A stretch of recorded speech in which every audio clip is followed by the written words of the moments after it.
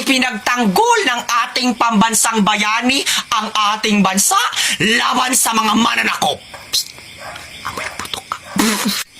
At sinabi nga ni Jose Rizal na kabataan ang pag-asa ng bayan. Nako talaga, daldal. Bakit kayo nanahimik? Both of you, stand up. I-share nyo sa amin yung pinagkikwentuhan nyo. Yan tayo eh. Makinig kasi sa mga itinuturo namin mga guro upang magkatotoo na kayo nga ang pag-asa ng bayan. Hindi yung daldal na daldal. Grabe talaga. Ganyan ba?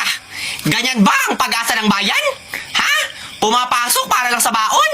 Para makipagdaldalan? Para makipagkwentuhan? Para matulog? I don't think so. Sayang ang pinapaaral ng magulang. Kaya sinasabi ko sa inyo, makinig lagi. Kasi dadalhin nyo to pagtanda ninyo.